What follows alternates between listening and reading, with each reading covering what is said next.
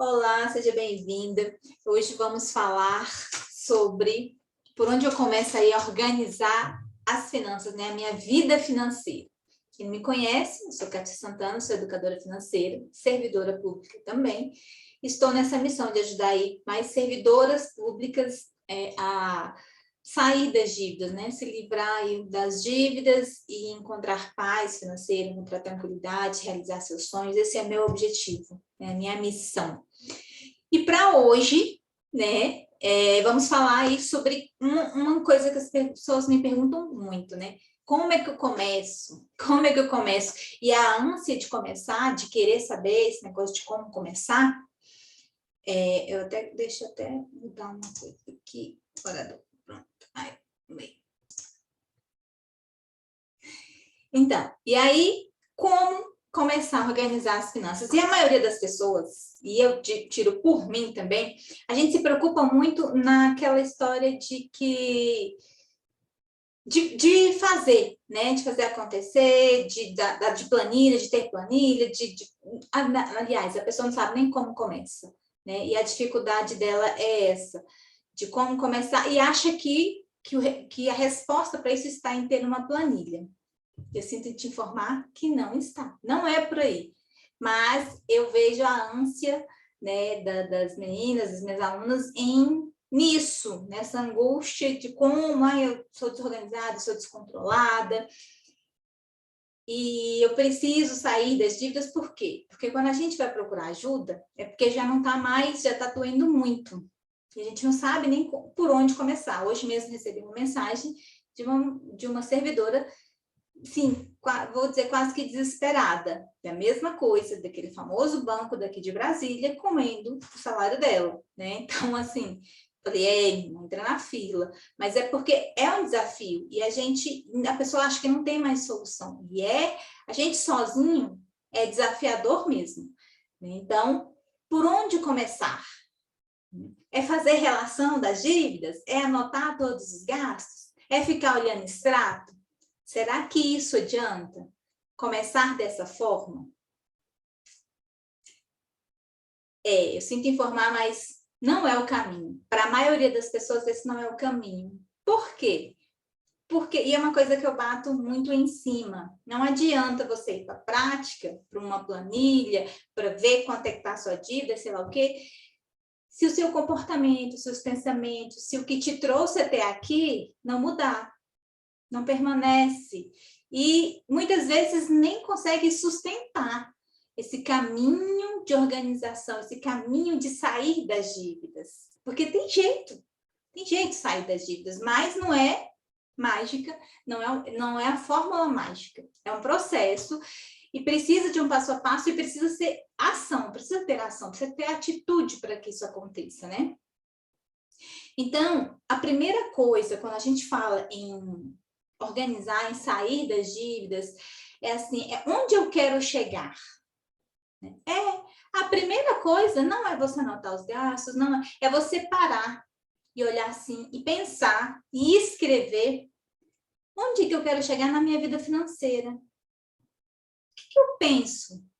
É sair das dívidas? Você acha que isso é o lugar que você quer chegar?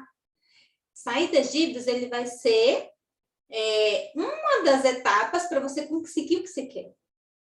Mas pode ser não, provavelmente não é isso onde você quer chegar. Então, você precisa ter claro o que você quer, né? Onde é que você quer chegar? Por quê? Porque daqui onde você está, até onde você quer chegar, você precisa saber o que você vai precisar fazer. E é aí que está o enigma. A maioria das pessoas não sabe onde quer chegar, não sabe nem o que precisa, né? As pessoas não sabem que elas precisam de ter uma reserva de segurança. Servidora pública não acha que precisa de ter uma reserva de segurança. E o que eu mais ouço são os imprevistos que acontecem. Sim, essa semana mesmo recebi uma mensagem, foi fim de semana, de um cliente falando, de uma aluna falando que zerou a reserva dela de segurança, porque aconteceu um imprevisto aqui e ali, nós estávamos nessa construção da reserva e precisou zerar. E se não tivesse? né? E aí é cheque especial, e aí é cartão de crédito, e aí é empréstimo consignado, que é o nosso amigo gerente que a gente vai atrás. Às vezes nem o gerente, é o aplicativo, onde o empréstimo, as taxas são muito mais altas. Nessas ferramentas, né? Nisso que a gente recorre quando acontece um imprevisto.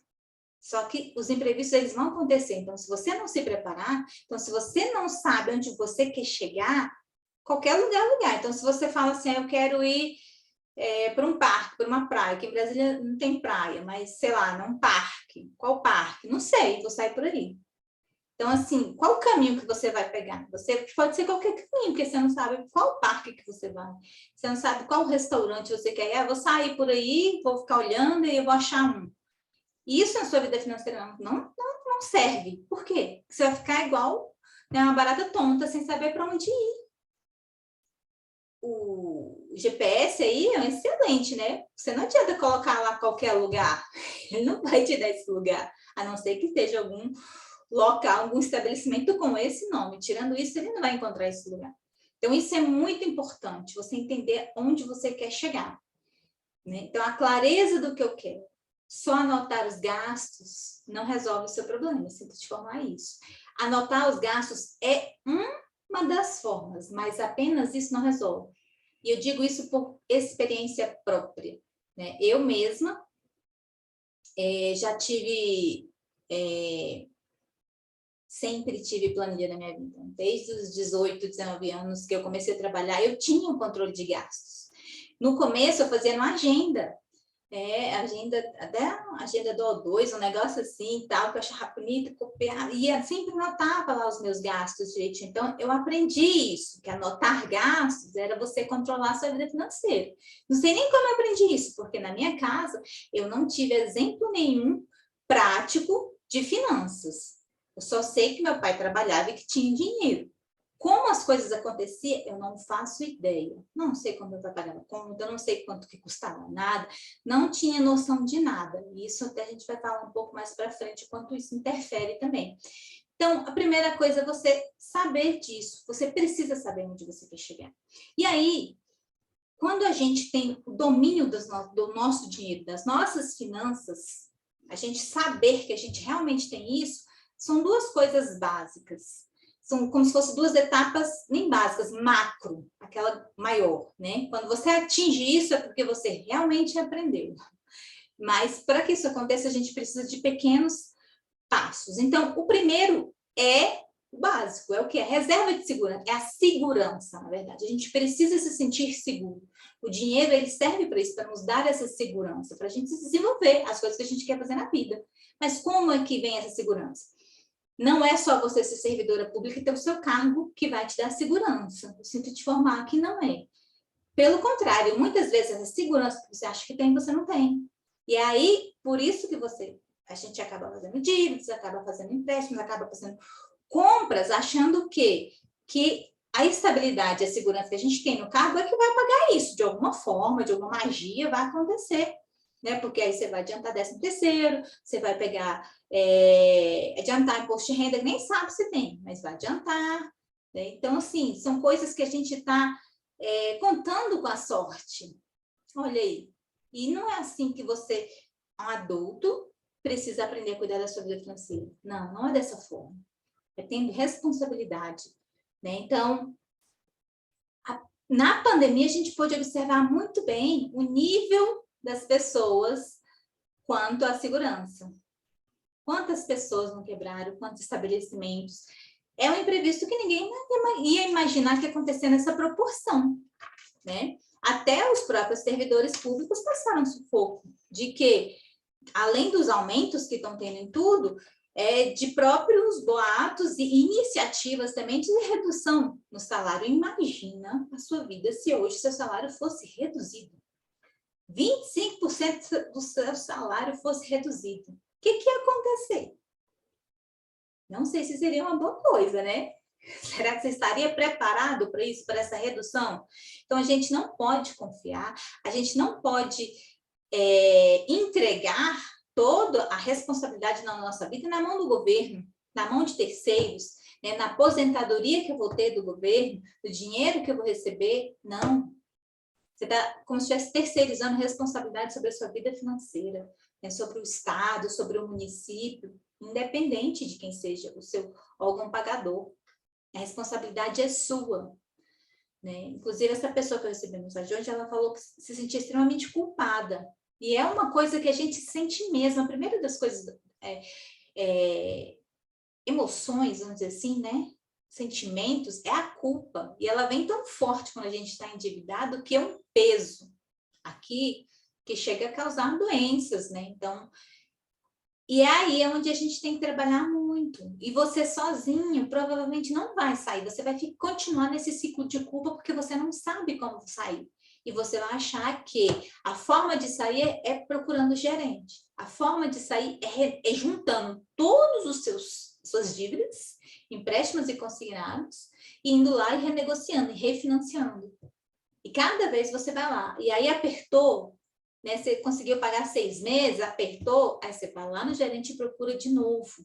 E de novo, e de novo. E vai assim. Eu falo isso porque eu passei por isso. Eu passei por esse ciclo de que achava que qualquer coisa, uma reforma que eu queria fazer na minha casa, era consignado que eu pegava. Eu nunca me planejei para isso. Eu queria fazer uma viagem maior, sei lá, eu ia lá, né? Aí juntava com outro, que juntava com outro, e o trem ia virando uma coisa assim que você fala assim, nossa, não vou me livrar disso nunca. E como eu não vou me livrar disso nunca, vou o quê? Refinanciando, porque a parcela diminui, aí vem um troco, e por aí vai. E olha, por que isso acontece? Porque eu não sabia onde eu queria chegar, e muito menos onde eu estava, porque não sabia nem que tinha que olhar para mim, eu não sabia nem como planejar, não tinha ideia desse negócio de planejamento. Eu já ouvi falar, mas para mim era coisa do outro mundo. Como é que eu vou escrever sonhos? Ah, isso aí não se realiza assim não sei o quê. Porque eu não sabia como fazer. Então, o primeiro passo é isso, né? Então, você saber o que você quer chegar, você saber que você precisa de segurança nesse caminho, no caminho do controle da sua vida financeira, você precisa de segurança. Segurança para você, segurança para sua família, segurança. Isso é uma necessidade básica, né? Inclusive na pirâmide de Maslow lá, depois das necessidades fisiológicas, vem as necessidades básicas, que é o comer, que é beber tá, né, comer, beber tá até na necessidade fisiológica, né? É das nossas necessidades de saúde, de bem-estar, e por aí vai. Coisas que quem te oferece, quem vai te dar suporte para que isso aconteça? É o dinheiro. Só que o dinheiro usado de forma indevida, ele vai te trazer mais dores, né? Mais dor de cabeça, vai tirar seu sono, vai tirar sua paz. O banco vai pintar e bordar com você. Infelizmente, é isso que acontece. Por ignorância nossa, no sentido de não ter conhecimento de como lidar com essas situações. De não saber como lidar com o nosso dinheiro, de não saber como lidar com as nossas emoções, de não saber, de querer viver tudo hoje, no momento, agora, sem pensar no bem maior, que é o quê? Onde eu quero chegar.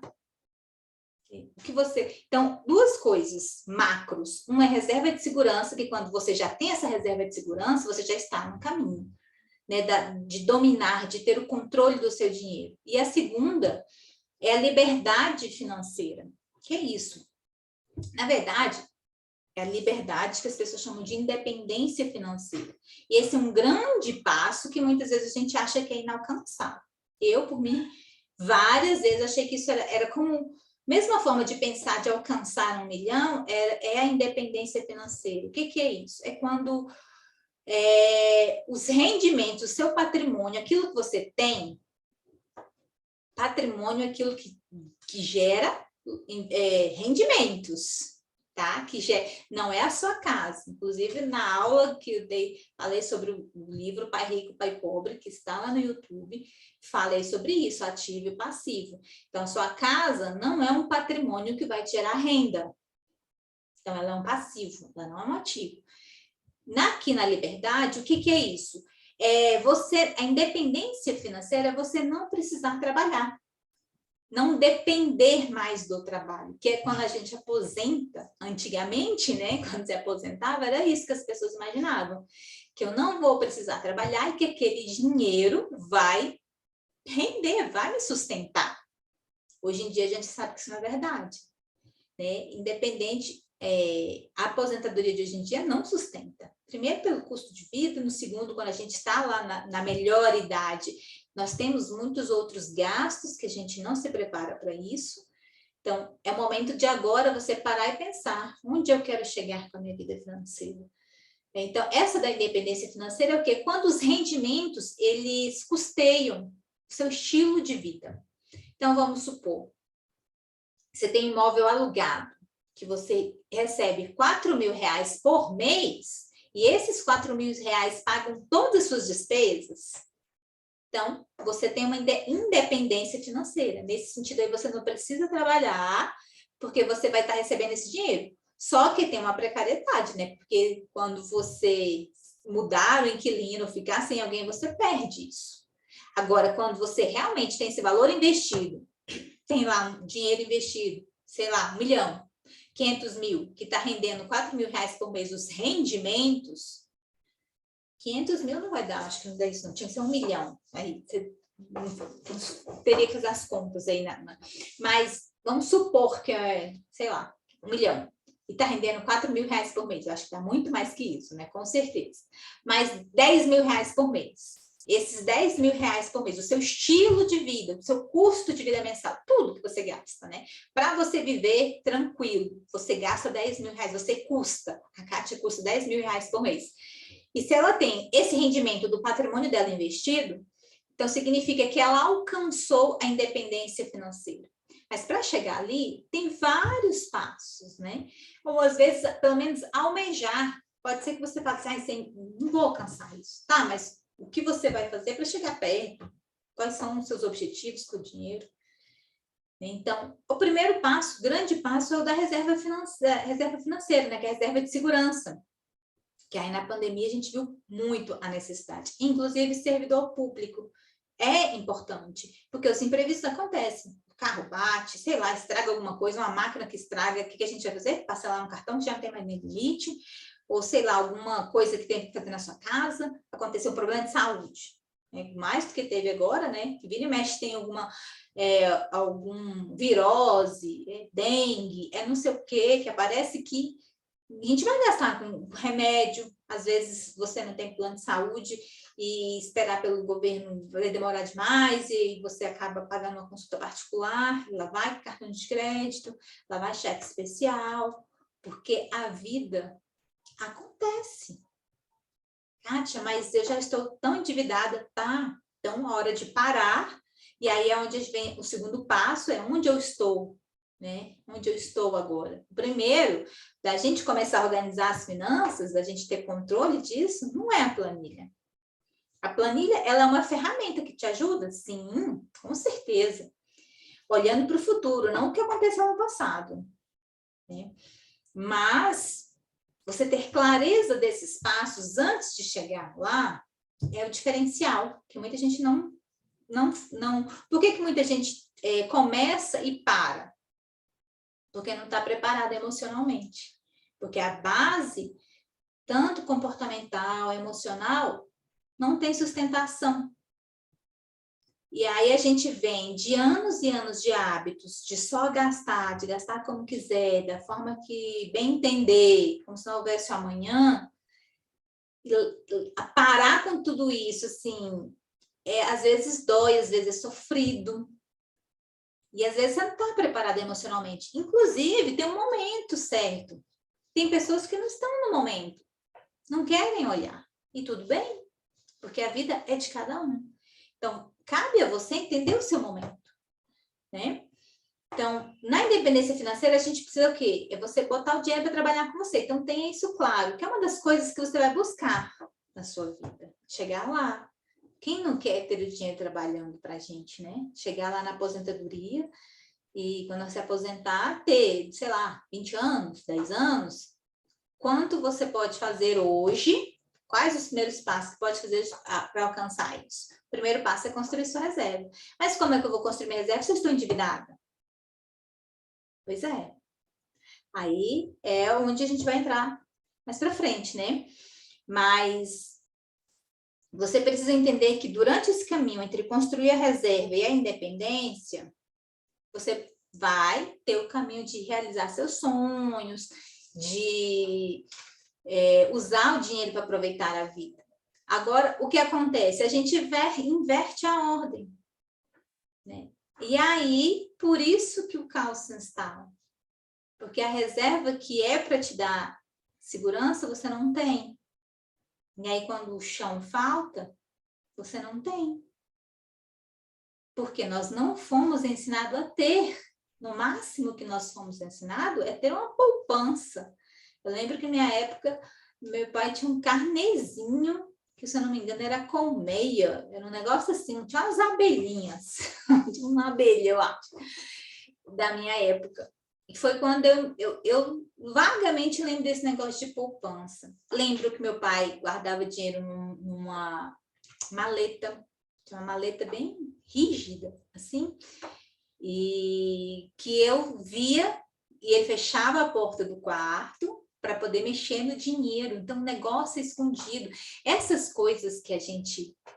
E isso eu vim lembrando hoje, na hora que eu estava preparando a aula, e é isso que acontece, porque nós temos uma identidade financeira. Cada um tem a sua identidade financeira, que ela é formada pelas experiências que você teve ao longo da sua vida, principalmente na fase infantil, né? Como criança. Isso influencia demais os comportamentos de hoje da sua vida financeira, dos seus pais, com seus professores, com as pessoas que são referência para você, né? Outra coisa, quando a gente fala sobre, eu estava falando de independência, de ter dinheiro. E ter dinheiro e ter prosperidade são coisas distintas. Não é a mesma coisa. Prosperidade é como um todo. Então, tem gente que tem dificuldade de falar, eu quero ter dinheiro. A pessoa só fala, eu quero ter prosperidade, eu sou próspera. Amém, que você seja. Mas é próspera quando a gente está falando do todo, da vida como um todo. E dinheiro, e muita gente sente até falar a palavra dinheiro, ou falar a palavra ser rica, muitas vezes causa incômodo. Observa os sentimentos, observa as suas emoções quando você fala, eu quero ser rica. Te incomoda? Observa se... Imagina, eu quero ter... Às vezes a gente fala brincando. Quantas pessoas não fazem brincadeira com desgraça de dinheiro, de dívida, de... Parece que quanto pior, melhor, né? E quanto mais você vai ficar levando a sua vida financeira na brincadeira, rindo da desgraça, das coisas erradas, das coisas que não estão legais, mas é assim que você vai ficar, porque continua levando a vida na brincadeira. Porque tá ruim, mas pode ficar pior? Pode. Pode ter certeza que pode ficar pior. Quando a gente menos espera, as coisas acontecem. A gente tá achando que não e acontece. Então, é ter uma postura de adulto com a sua vida financeira, né? Assumir a responsabilidade. Da reserva, das microetapas, que é você realizar seus sonhos, é você usar o dinheiro para aproveitar a vida, isso é muito importante. As pessoas acham que, eu não vou cuidar, não vou fazer consultoria, não vou aprender sobre dinheiro, não, que agora esse negócio está na moda de aprender a lidar com dinheiro, não vou fazer isso não, porque vão mandar eu cortar minhas coisas. Então, a pessoa já está com esse pensamento, né? Ela não quer, ela nem sabe como, mas não sabe como vai sair, não sabe qual a solução, e não quer, porque não quer fazer sacrifícios. Lógico, o sacrifício não vai ser você cortar, o sacrifício vai ser mudança de comportamento e mudança de hábito, mas consciente. E a partir do momento que você tem consciência, as coisas começam a ter leveza. Mas não é da noite para o dia, porque dói, gente. Mudar um comportamento que a gente teve a vida inteira, dói bastante. Primeiro, quando a gente fala assim, no começo, quando eu fui aprender sobre isso, lá em 2017, eu comecei vendo vídeos da Natália Arcuri. E falava de cortar café, cortar não sei o quê, que ela 18 anos já comprou um carro e que ela sempre guardou dinheiro e que ela poupava, não sei o quê. Sou totalmente o contrário. Muitas vezes eu não me via, eu não gostava da forma como ela falava, não me identifiquei com a forma dela, mas assim, E é isso, cada um se identifica com N pessoas, mas serviu para me dar um estalo de que esse negócio é diferente. Esse negócio eu nunca tinha ouvido falar sobre cuidar do dinheiro, não sabia nem que tinha isso. Eu não sabia que tinha curso, eu não sabia que pessoas sabiam lidar com isso. Eu nunca imaginei isso. Então, foi bom a Natália Arcuri, ela abriu um caminho muito grande para educadores, para um tema, para o tabu. Ela com a Margarete lá, firme e forte, batendo nas pessoas. Foi bom, porque é um assunto que é tabu. A gente precisa quebrar isso nas nossas famílias. E eu, quando eu olho para a minha infância, eu vejo quanto era escondido, né? Como eu falei para você, meu pai fechava a porta do quarto para guardar o dinheiro ou para contar, sei lá, para quê. Porque naquela época não era caixa eletrônica, não pagava-se as contas, separava o dinheiro, né? E levava, ou cheque e tal. E eu pensando nisso hoje, eu falei, gente, olha como as coisas ficam registradas onde? No nosso subconsciente, né? De guardar, de querer esconder, de parecer que é errado, que é sujo, né? Então, a gente precisa ter muita atenção aos nossos comportamentos hoje. Então, por isso que clareza e consciência é fundamental para você começar uma mudança na sua vida. Não é apenas ter uma planilha que não vai fazer esse milagre na sua vida. Eu sinto te informar isso, mas não vai. Ela vai ser um alicerce, um aliado grande? Sim, vai. Para olhar, para ter um plano, né? A gente precisa ter um plano para onde eu quero ir, como é que eu vou fazer para chegar lá e para poder mensurar como é que está sendo o seu uso do dinheiro. Mas a partir do momento, se você não souber onde você quer, o que você quer da sua vida, onde você está atualmente, não adianta só você ter a planilha, você vai ser uma mera anotadora de informações, de gasto. E só anotar e chegar lá, ver que está no vermelho e não fazer nada, não vai fazer diferença. Às vezes, só cortar os gastos também não vai fazer diferença. Porque, às vezes, você corta daqui, aí depois você fica com raiva, porque você não sabe por quanto tempo você vai fazer esse sacrifício, você vai cortar esse gasto, por quanto tempo você vai eliminar, e aí vai ficando pesado aquilo, e você corta uma coisa aqui, não corta uma ali. Então, assim, é saber usar a inteligência financeira a seu favor, né?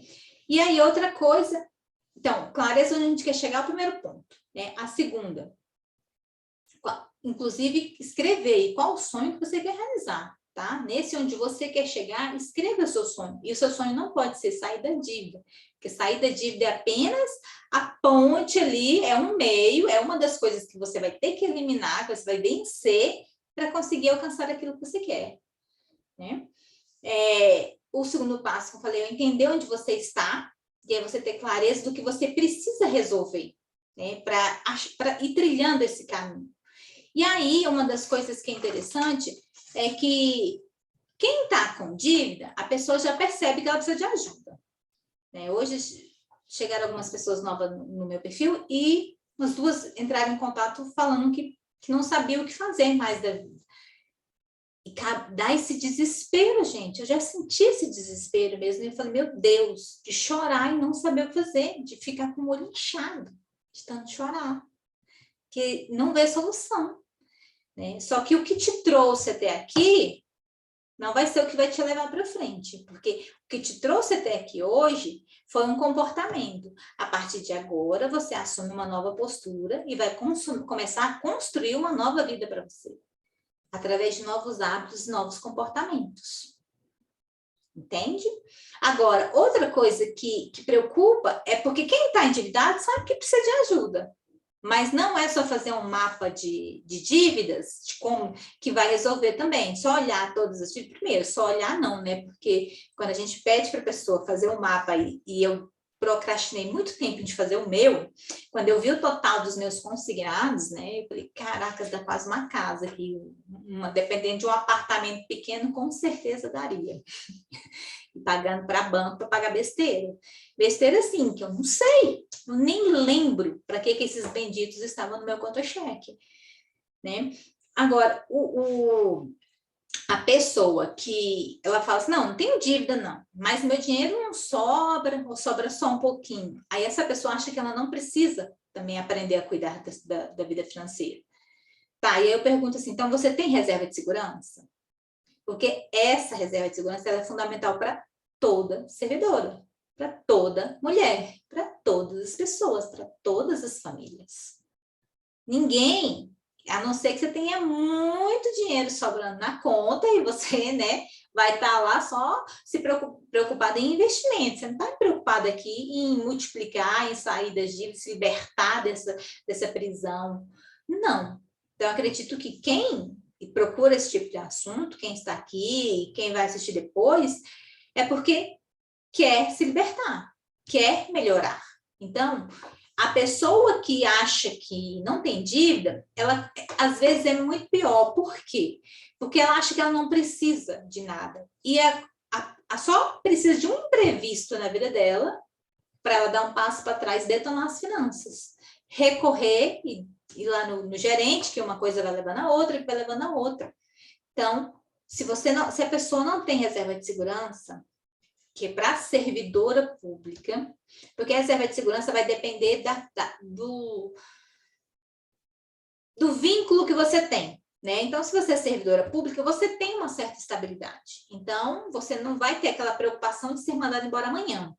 Então, você tem essa estabilidade que a sua reserva de segurança, ela é calculada em quê? Em 3 vezes, de 3 a 6 meses. A gente fala aí, geralmente, de 3, 4 meses do seu custo de vida mensal.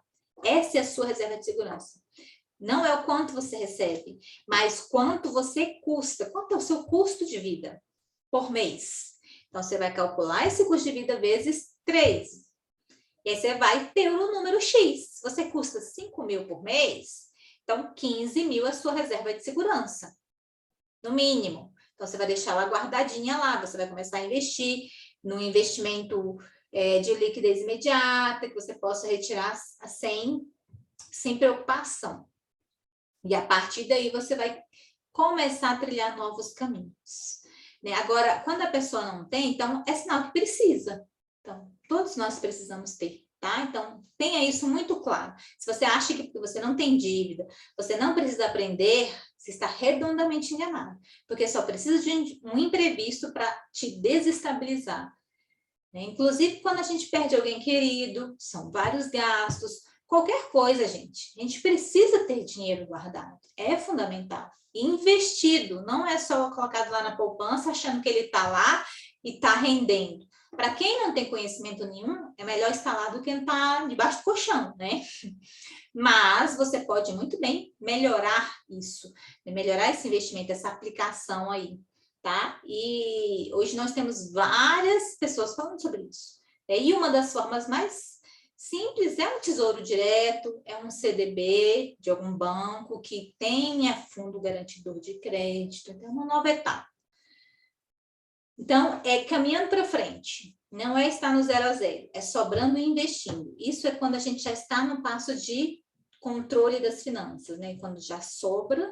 Mas não é sobra, porque eu ensino para as meninas o quê? Primeiro a gente tira e a gente vive com o que sobra.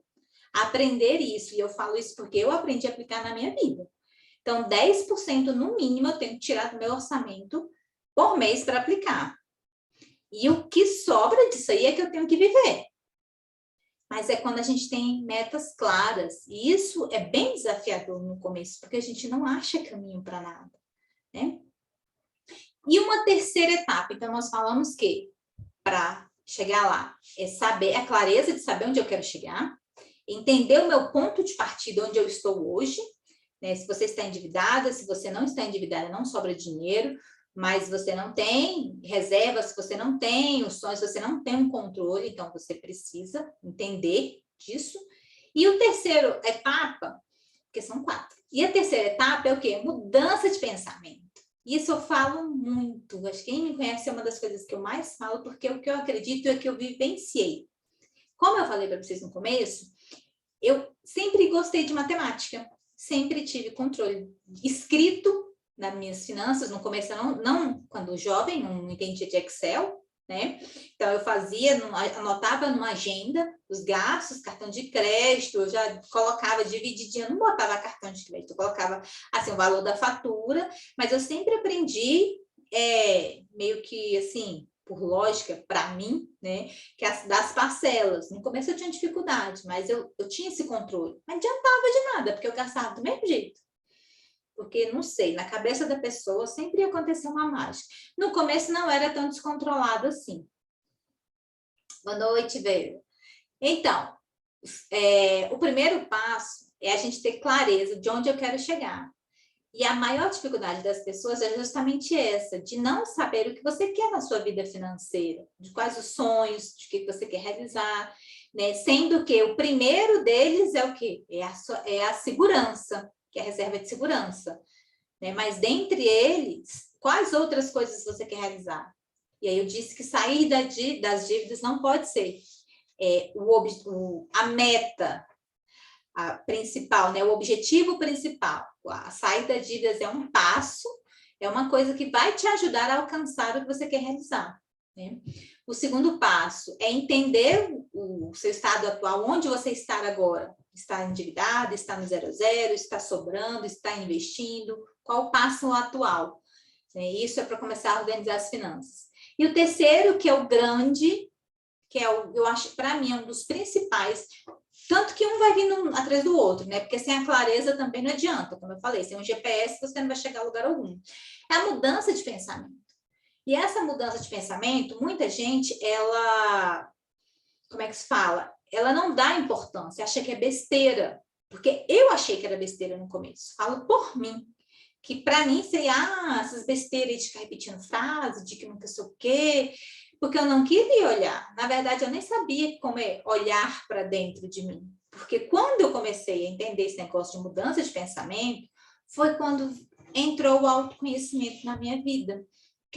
E aí eu vinha fazendo referência, e isso já tem 4 anos, 5 anos, e eu aprendi a fazer, e aí eu observei, tive pessoas que me orientaram, lógico, eu fui atrás de conhecimento, né? Fui investir. Parei de. Eu achava tão besteira comprar cursos, eu achava que era um absurdo, caro que esses trem, falar, nossa, como é que as pessoas pagam por isso? Não é possível, não sei o quê. E porque a minha mentalidade era de que era um gasto, mas gastar numa calça R$300 não é um gasto, né? Mas comprar um curso é um gasto, né? Você gasta lá, sei lá, R$300 eu posso falar para um tênis, que os tênis de corrida, nossa, que é R$500. Hoje em dia já tem tempo que eu não compro tênis, viu? Mas eu já cheguei a comprar 3, 4 tênis de uma vez. Mas não era gasto. Mas comprar um curso, com certeza era um gasto. Porque eu não via valor, eu não tinha esse conhecimento. Porque a minha mentalidade, os meus pensamentos, eram de que isso era supérfluo. Mais supérfluo de que tênis, de que roupa, gente. A gente gasta. Bolsa. Me diz, para que mulher precisa ter tanta bolsa? Quem entendeu o que isso passa na nossa cabeça? Porque tinha que fazer uma pesquisa. Para que ter tanta bolsa? Para que ter tanto sapato? Quando os homens implicavam, né, que a mulher parece centopeia com vários sapatos, a gente se sente ofendida. Mas todo excesso é para suprir uma falta. Então, o excesso que a gente tem em alguma coisa, ele vai suprir uma falta em outra coisa, e que a gente não sabe como ver, não quer nem olhar, né? Então, esse terceiro passo, que é a mudança de pensamento, nada que você fizer na prática, se você não mudar o seu comportamento, os seus hábitos, não vai sustentar. É sério. Eu falo isso para as meninas, não adianta só te dar uma planilha, não adianta, se você não começar a entender a importância dos hábitos financeiros, a entender a importância de se questionar, de trazer a lógica, o racional para a vida, não se deixar ser dominado pelas emoções, pelos sentimentos, que é aqui que entra, porque o pensamento vem o sentimento, o resultado que você tem hoje na sua vida foi de atitudes que você tomou. Essas atitudes, elas foram geradas por algum pensamento ou um sentimento. Não foi do nada, você simplesmente teve um rompante, foi lá e saiu uma louca que saiu comprando tudo. Não. Você teve alguma emoção, algum pensamento que te levou a fazer isso, que te levou a fazer aquele gasto. Geralmente é uma emoção. E eles estão ligados, né? Eu penso, logo eu sinto e penso. Às vezes é tudo sim, junto e misturado. Porque tem vezes que a gente sente a emoção muito mais rápido do que o pensamento. Mas na maioria das vezes é o pensamento e a emoção. E a gente desconta muito isso aonde? Na comida e no dinheiro. Né? E principalmente no dinheiro. Senão não estaria tanta gente endividada. Lógico, a gente não vai entrar aqui na discussão das pessoas de salário mínimo, de que não tem a renda, de que não sei o quê. Não vai levar para lugar algum essa discussão. A gente está falando aqui de servidoras públicas que tem um cargo, que tem uma renda mensal, que todo mês está recebendo dinheiro. Então, a gente tem que trabalhar com a nossa realidade e parar de olhar a realidade do vizinho. Né? Então, é começar a se questionar. Se você entrar e só comprar um curso de R$90 aí, que eu já vi vários, chegou para mim um curso de R$10 de educação financeira, eu falei assim, que curso é esse? O que será que ensina nesse curso? Porque R$10 nem uma planilha paga. Então, assim, não faço nem ideia do que a pessoa está entregando. Mas só a prática, se você não cuida do terreno, não sustenta. Gente, eu tenho no meu computador, sem brincadeira nenhuma, umas 50 planilhas diferentes, de várias pessoas, que eu vou comprando cursos, eu vou recebendo, como educadora financeira, um colega faz, não sei o quê, e nenhuma, para mim, para a Kátia, tá? Não suprir a minha necessidade, porque é muito individual. Tanto que agora eu achei uma planilha que eu estou trabalhando nela, que eu estou até devendo para a Sandra essa planilha, porque para mim fez sentido. Eu já trabalhei com várias planilhas, mas eu tinha dificuldade de mexer no Excel, enfim, de fazer fórmulas. E essa não é com muitas fórmulas e ela é mais básica, eu gostei. Então, e vai muito de cada um. Tem aquelas planilhas mirabolantes que tem um trem, que é aquele gráfico de pizza, que é maravilhoso de visualizar. Gente, mas alimentar essas planilhas eu acho um saco. Eu não tenho paciência. Estou dizendo por mim, né, pela Kátia. Aplicativo comigo não funciona, porque eu não gosto de ficar lá alimentando. Eu gosto de sentar um dia no meu computador e vou lá e faço, analiso, vejo o que eu fiz, o que eu preciso melhorar, porque nessa semana, onde que eu vou ter que cortar, ou quanto eu posso gastar. Então, eu faço a minha análise semanal, que é o que eu oriento a fazer, semanal. Porque a gente vai chegar aqui no quarto passo, você vai entender como você chega nisso. Mas, para que isso aconteça, você precisa entender sobre os seus pensamentos. E de onde que vem isso?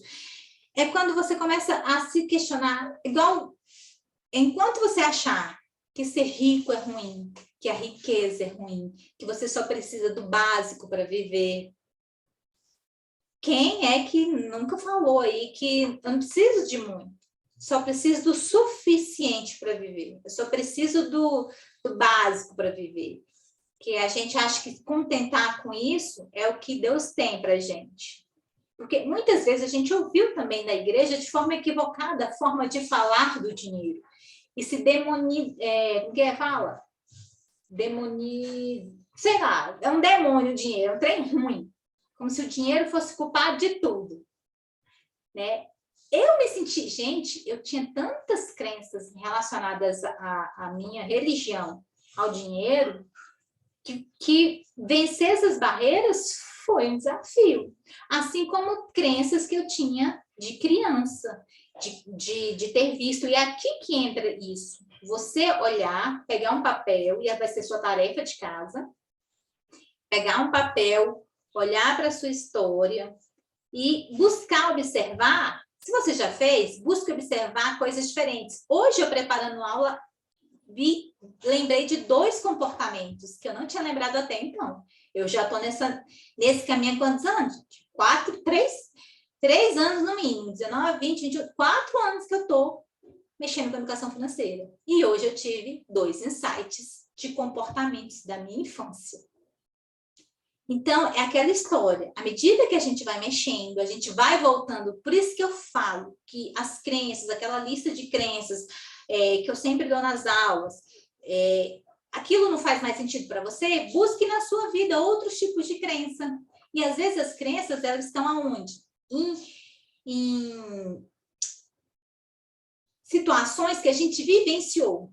Quando eu falei hoje, que meu pai guardava dinheiro, meu pai fechava a porta, recebia, fechava a porta, guardava o dinheiro numa maleta, e eu sabia que tinha dinheiro lá de vez em quando, e que era ali que o dinheiro ficava escondido, mas ninguém podia saber.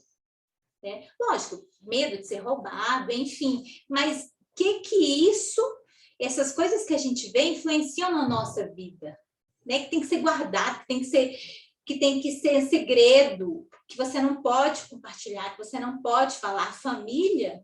E aí desse episódio, eu lembrei que na minha casa a gente nunca falou sobre dinheiro. E era engraçado que disso eu lembrei de mais duas coisas. Meu pai falava que não tinha dinheiro, mas quando abria a carteira, estava cheio de dinheiro. Dinheiro, assim, de notas.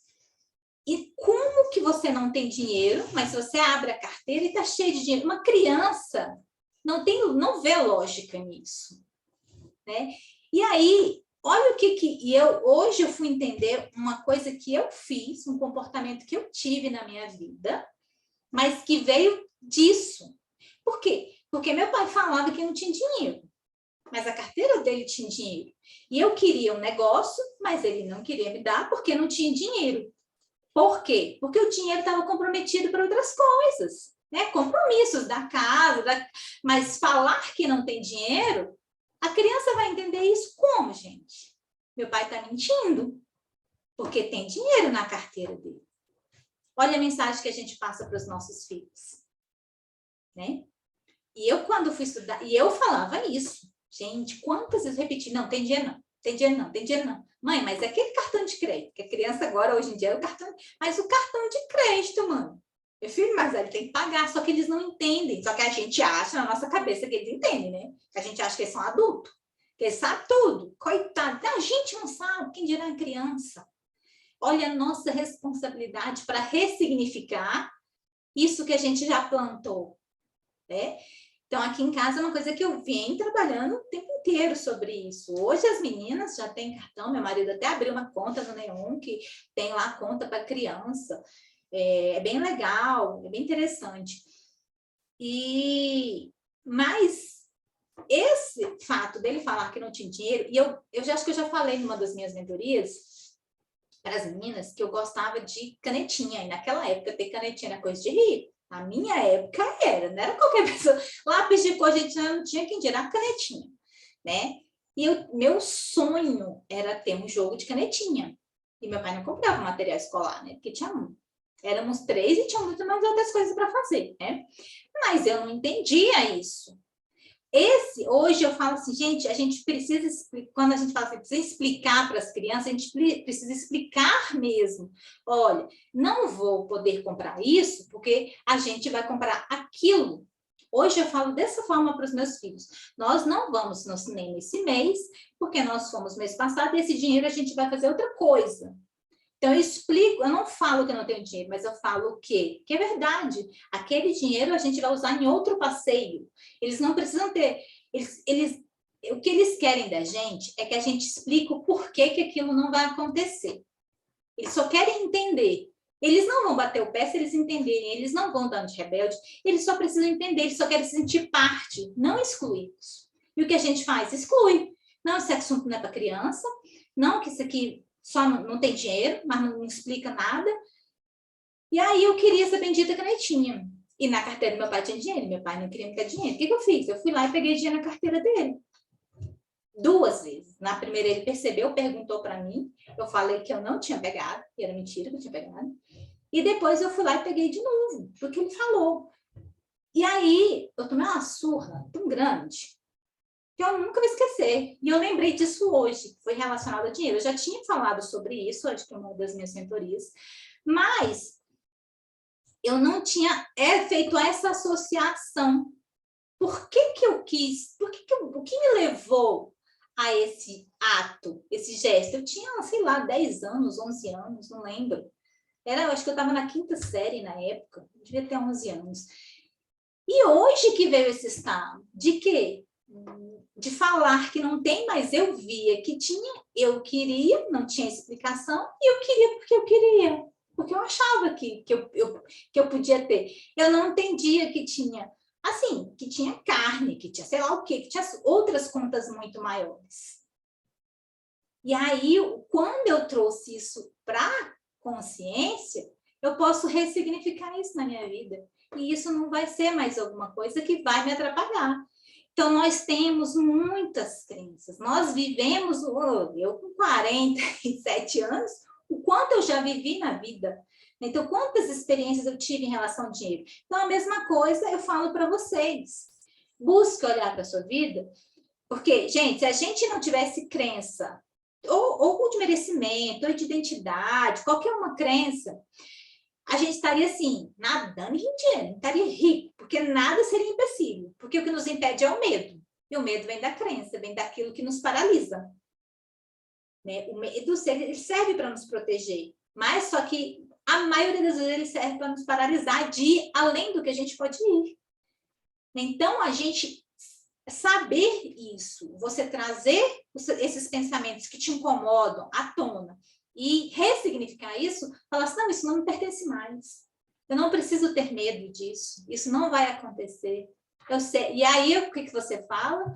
Né? É você falar com o seu passado, é você conversar, eu resolvo assim, né? Hoje eu trago essa clareza, entendo que naquele momento meu pai tinha, era o conhecimento que ele tinha, era a forma que ele tinha de aprender, e tá tudo bem, e eu perdoo, e eu não quero isso para minha vida. Não é assim. Né? Não, eu acredito que não é assim que se faz, mas aquilo está, para mim, não faz mais sentido, porque quando você traz à tona, você traz para a mente, você consegue ressignificar aquilo e tirar todo o peso que ele tem na sua vida, mesmo que inconscientemente. Então, é uma terapia. É uma terapia que a gente faz a gente mesmo, descobrindo quem nós somos. Por isso que o autoconhecimento nas finanças, ele tem muito sentido. Eu acredito nessa forma de metodologia. Né? Porque também não. Até hoje está aí, surtindo efeito. Cada vez que a gente mexe, a gente descobre. E eu descubro sem dor. Por quê? Porque já ressignifiquei.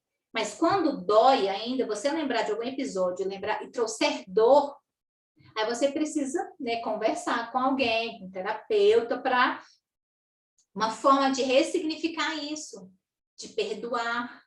O perdão é a melhor coisa que vai te libertar de muita coisa. Então, às vezes, você vivenciou situações que você não está lembrando e que pode estar te atrapalhando.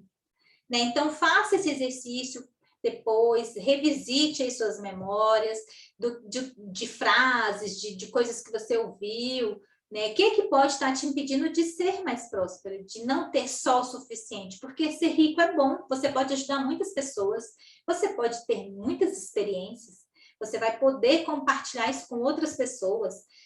Se você não quer viajar, então que pague para os seus pais, para uma outra pessoa, que você vai poder proporcionar. Então, vamos quebrar essas crenças de que o dinheiro é ruim, de que a riqueza é ruim. Né? Tanto que eu lembro da minha época, era o tio Patinhas, que tinha aquele cofre lá cheio de moeda, né? E, assim, é uma coisa muito distante para todo mundo ver lá aquele negócio assim. E a gente fazia o quê? Levava muita coisa ali na brincadeira. Se a gente parar para pensar ali, tem muito sentido. Agora, a diferença é o quê? A avareza também, porque não adianta só ter e sentar em cima. Então, o que a gente pode sempre olhar assim, o que eu posso tirar de lição disso? Viver uma vida também, assim, privada. E olha só, esse tipo de historinha que eu lia na minha época como infância, pode também ter contribuído e falar assim, para que eu vou ter dinheiro se ele mora sozinho, né? Se não tem a família brigada, porque ele não gasta dinheiro, porque é murrinha, então para que eu vou ter muito dinheiro se eu não posso gastar? Então, cada pessoa, ela vai tirar para ela um tipo de informação, um tipo de experiência. 2 filhos gêmeos ou 4, tantos filhos que forem a mesma família, com a mesma educação, vivendo o mesmo, vendo a mesma cena, vai tirar um significado diferente para cada um. Né? Vai ter um que pode ir para o lado da escassez, da vítima, do coitado, de que meu pai bebia, sei lá, de que meu pai só gastava, sei lá o quê, e vai ter um outro que vai pegar isso como um impulso para ter uma vida melhor. Então, cada ser, cada indivíduo vai ter a sua experiência única. Então, por isso que é muito importante a gente ressignificar as nossas memórias, a gente visitar e ressignificar isso. Então, esse é o exercício. Né, de olhar, de escrever, de analisar com calma. Muitas vezes dói, né? A primeira vez que eu lembrei esse episódio de que eu apanhei, doeu. Já hoje, quando eu lembrei, eu já trouxe outra coisa que explicou por que eu tive aquele comportamento, já, assim, para mim, já foi embora. Já é uma coisa assim, passado que tranquilo.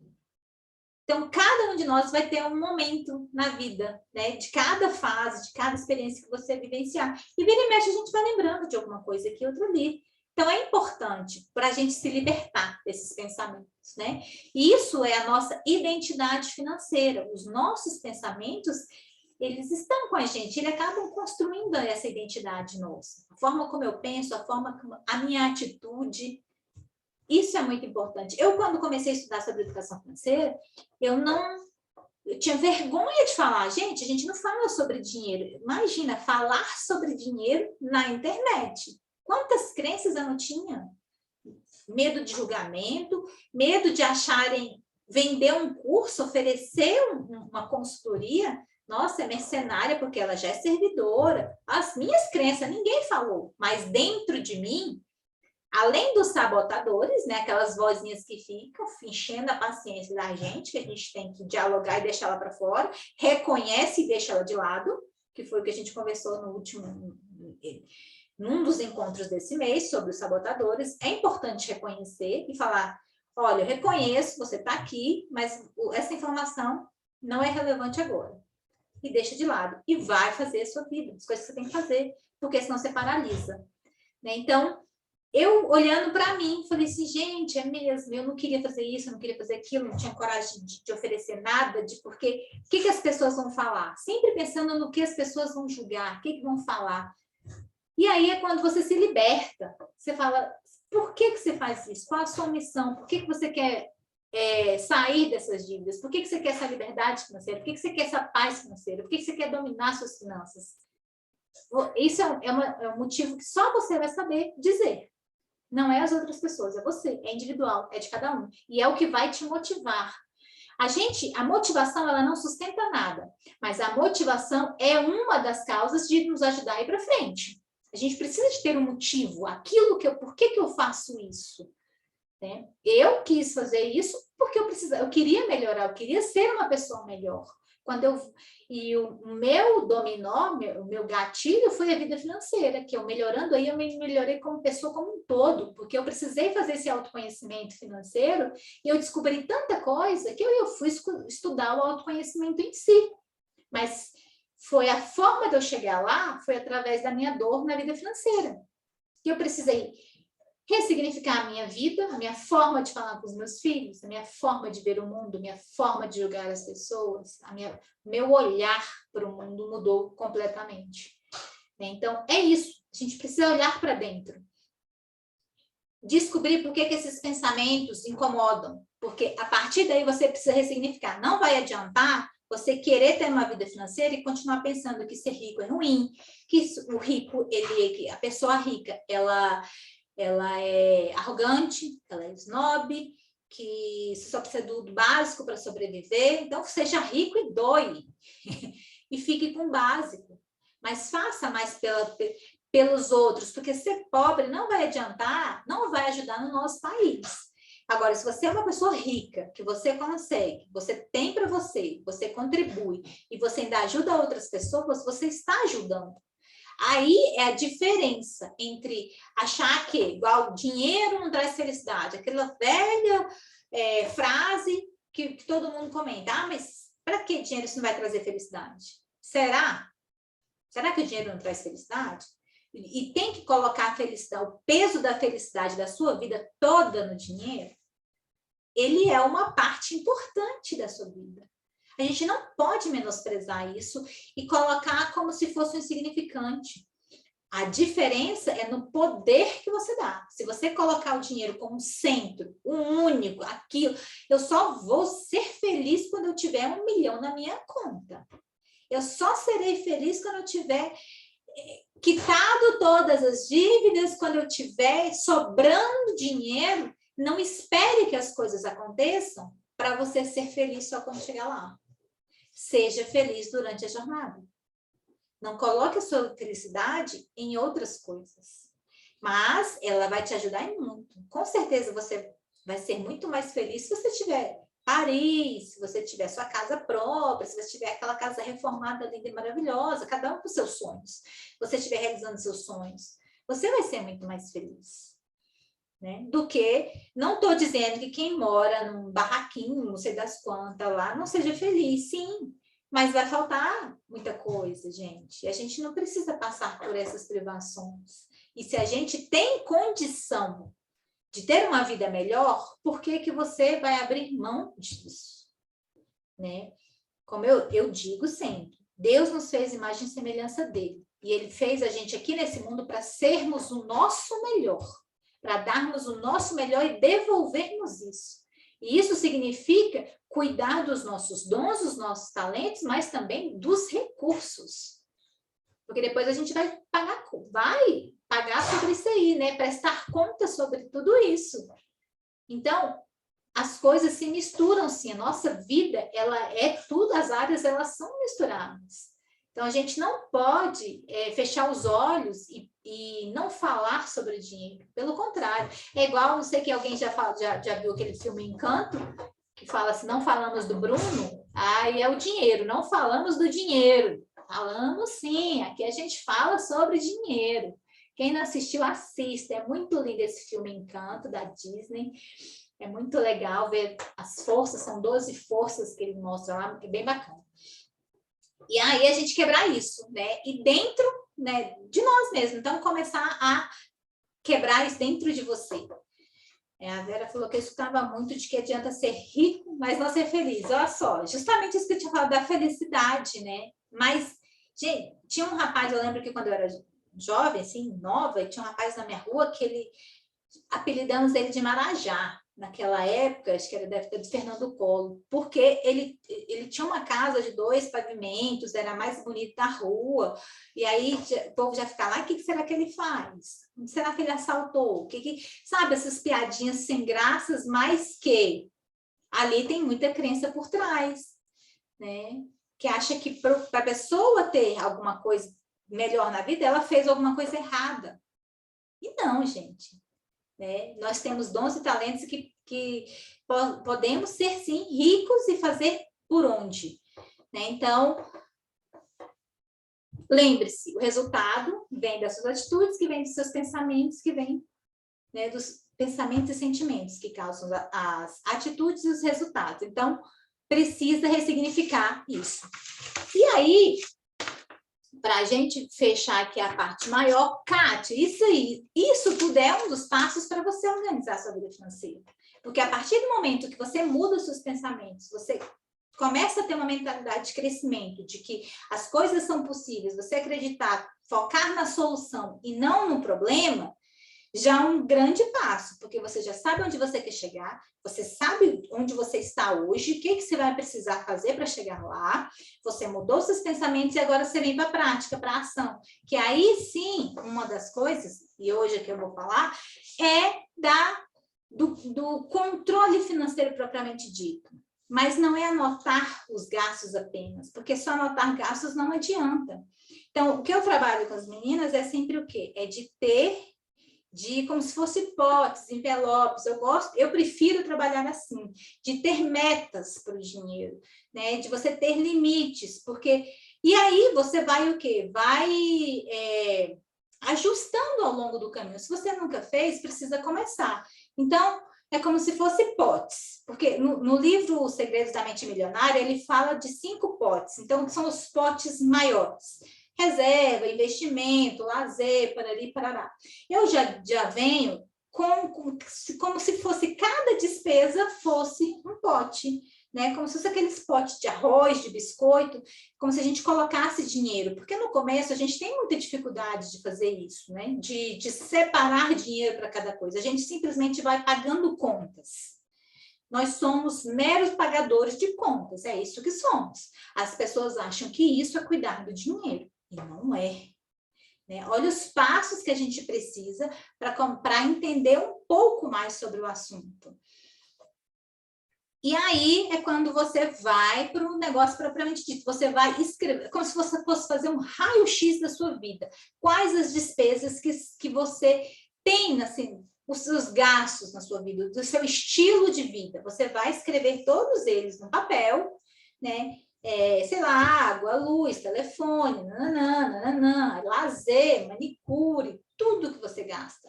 Mas não as dívidas, é o seu estilo de vida ali, que você precisa para ter uma vida. E aí você vai colocar limites, né? Assim, vai estipular valores. A gente fala de uma previsão, provisão, como se fosse lá. Você vai pegar um pote aqui do supermercado, criou um potezinho lá que assim, escreveu, né? Imagina, né? Escreveu supermercado e botou aqui R$500. Sei lá. Então, no seu papel, você vai colocar supermercado R$500. Tem que ser de acordo com a sua realidade. Né? Telefone, você já sabe mais ou menos quanto é que é. Aí, no lazer, é muito importante ter. Às vezes, você está vendo que você está observando, está gastando muito, você vai colocar um valor. E aí, depois, você vai ajustar. Não, isso aqui é fora da minha realidade, não dá. Né? Então, isso é muito importante. Ter essas coisas anotadas e você estipular valor e você ir analisando, você ir como que se fala? Toda semana você vai vendo como você está gastando. Observando,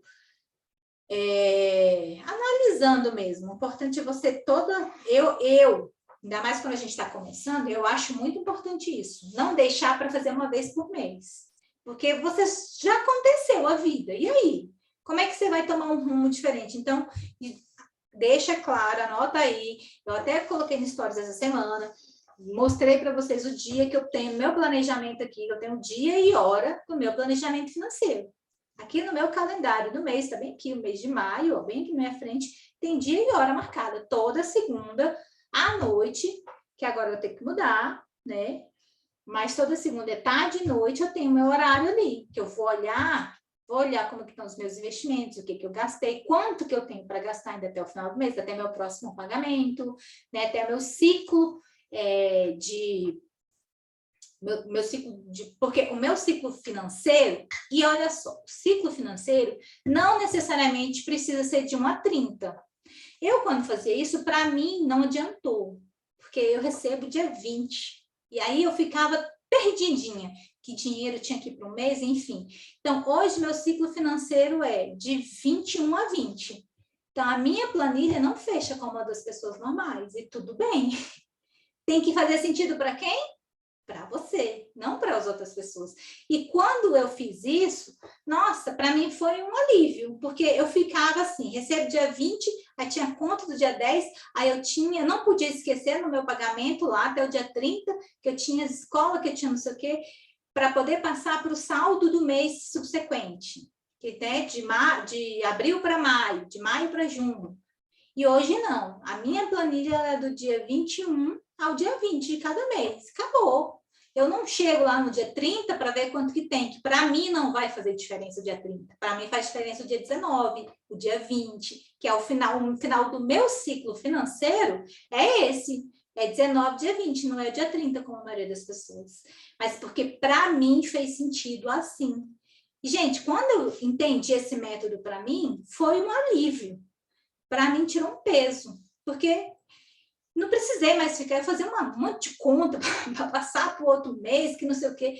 Eu me perdia, eu fazia uma bagunça, esse negócio está certo. Até que uma das minhas alunas que me deu essa dica. Não, Kátia, eu estou fazendo assim, para mim resolveu. Eu falei, caramba, para mim também resolveu demais.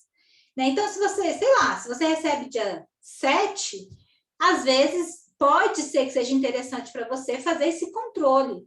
Lógico, porque às vezes você se perde entre o dia 1º e o dia 7 do mês, né? Então, às vezes você tem conta. E aí é só um ajuste também, né? Porque como o dia 1º, do 1º ao 7, você pode pegar essas contas que estão aqui nesse período e jogar para o dia depois do dia 7, dia 10. O ideal é colocar tudo no dia 10. O meu problema é que, como eu recebo aí bem quase um pouquinho depois do mês, no meio do mês, né? Então, tem várias contas no meio e várias contas no início do outro mês. que é mercado, não sei o que, enfim. E aí, para mim, fez sentido sim, mas não significa que para você, você que vai entender. Tá vendo que é muito individual? E a gente vai tendo essa malícia à medida que a gente vai fazendo, à medida que a gente vai vendo outras pessoas, à medida que você vai estudando, vai observando o que faz sentido para você. Não tem aquela pessoa que sabe tudo. Não tem. E a gente vai pegando de bom que cada um tem. E assim é. Então, o importante no passo 4 é você focar na solução. Pensando na dívida, Enquanto você não tiver claro essa organização, essa mudança de comportamento, saber para onde eu quero ir, a dívida ela é só um sintoma. Enquanto você não tiver a sua planilha ali, você já está preparada, já se preparou emocionalmente, começou a fazer o seu orçamento, né, o seu controle, que a gente fala aí, o seu mapa aí do mês, é outra história.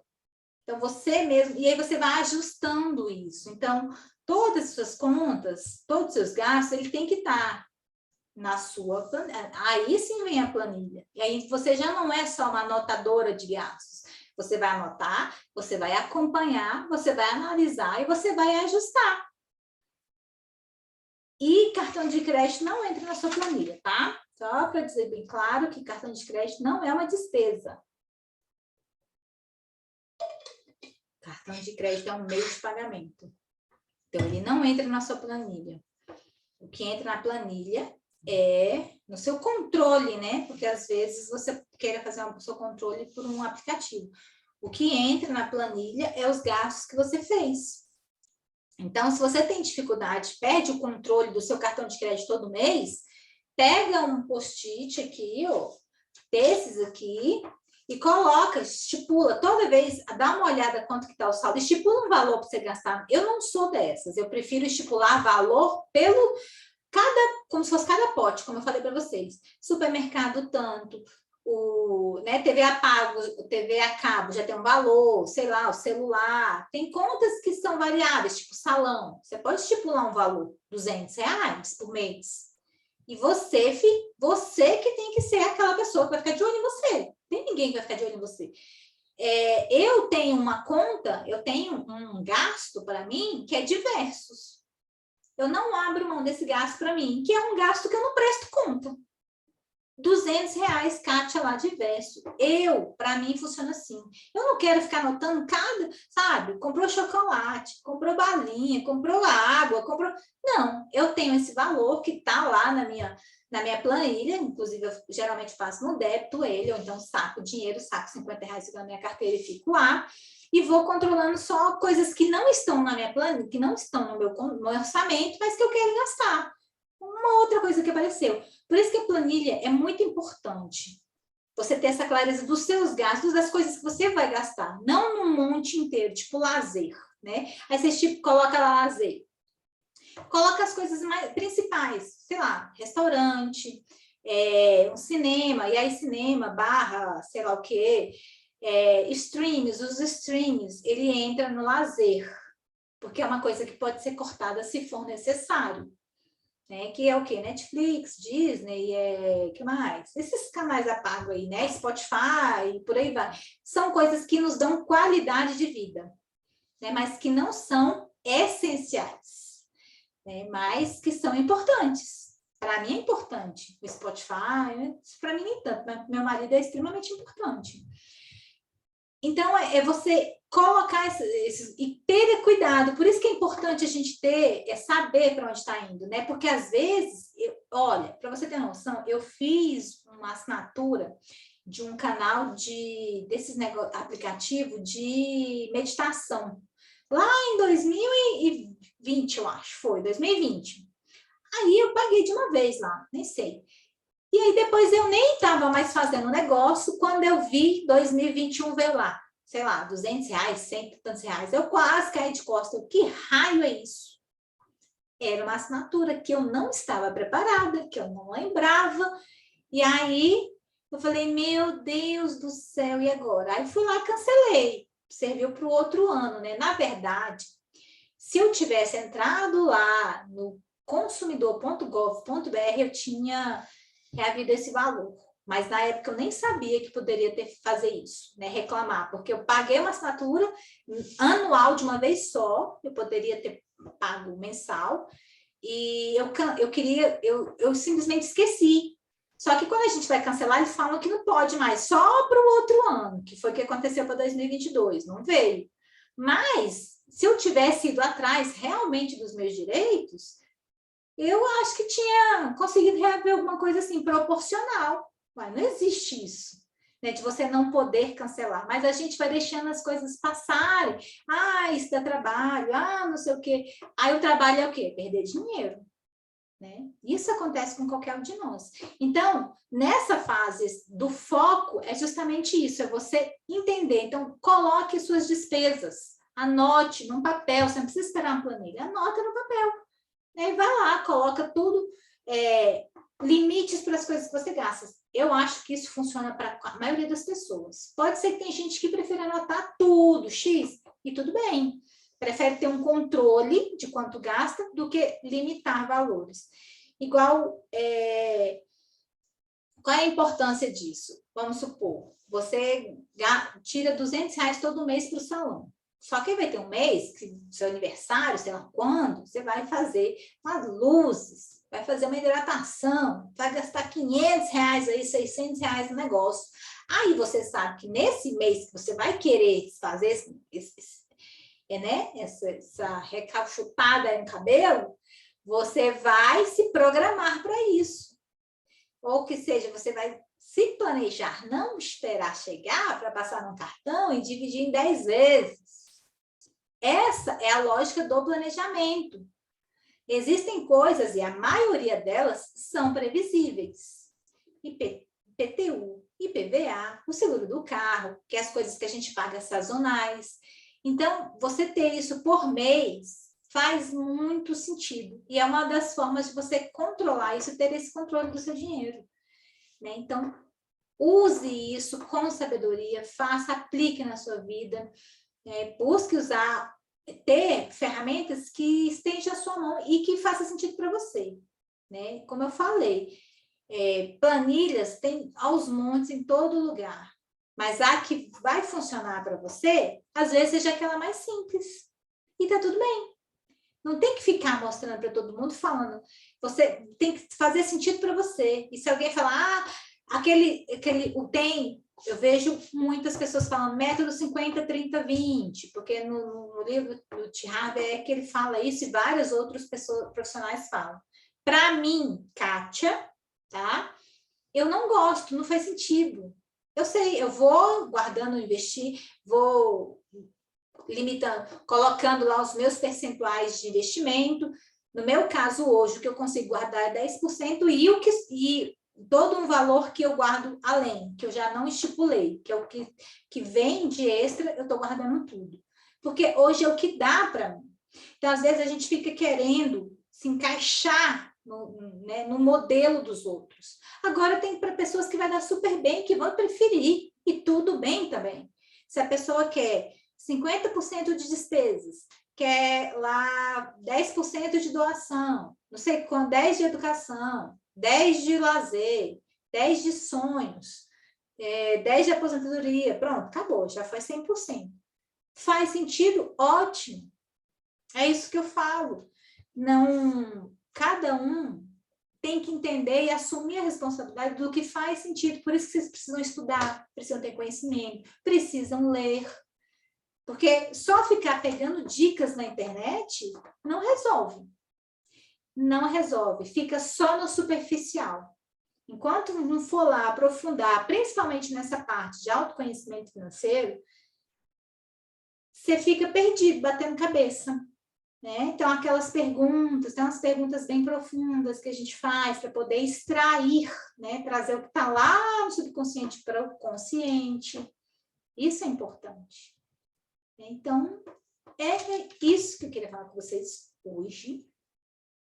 Eu espero que tenha feito sentido.